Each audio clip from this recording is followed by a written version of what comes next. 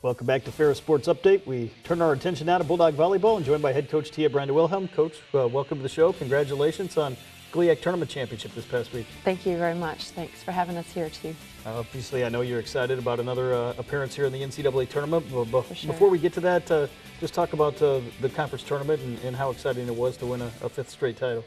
It was great. It was really fun for the team to be able to, to come out and play at home and to have so many people from the community and from the university there. So it was just really neat to have that experience. And we're certainly, it was exciting to win.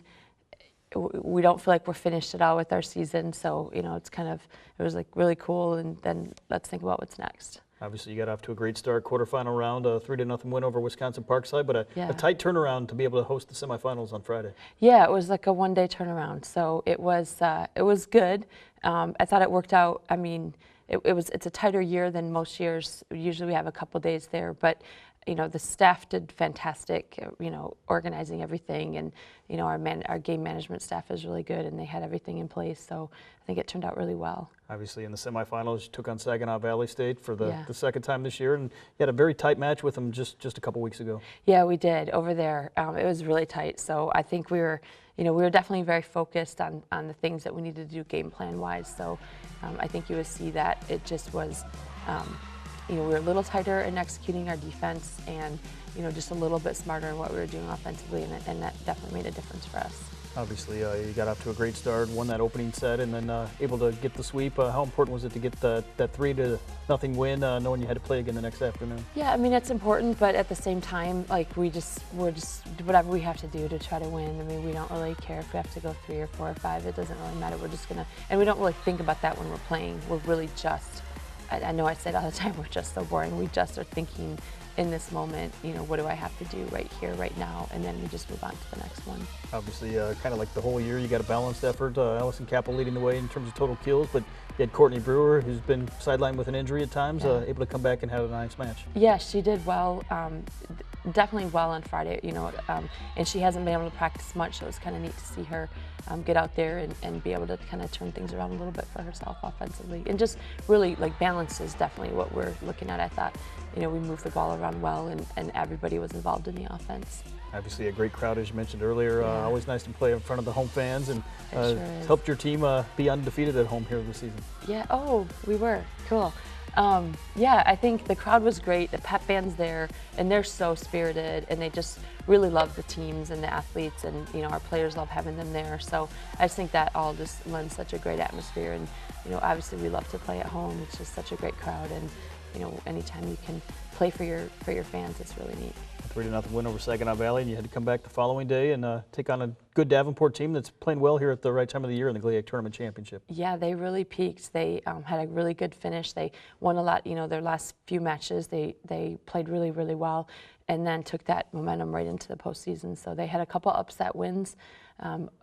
In the quarterfinals and the semifinals to get to the championship match, and we knew we played a really tight match with Davenport back in September, so we knew how good they could be all season, and we were definitely ready for that.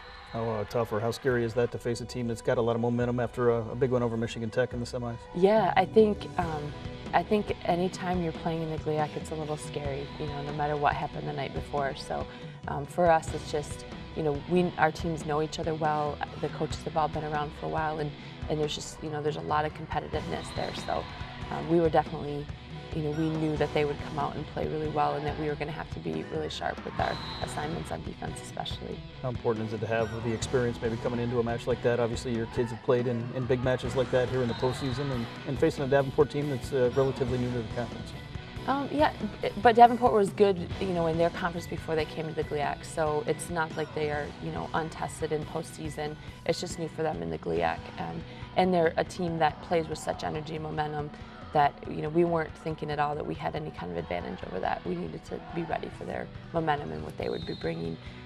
I think for us, it's, we really do take it one match at a time, and even though our players have experience in the postseason, every team is so new and different that, that team has to figure out the way that they are going to handle postseason. And so it's kind of a new, it's a new experience. Even though individual players have had that experience, definitely a new thing for us as a team.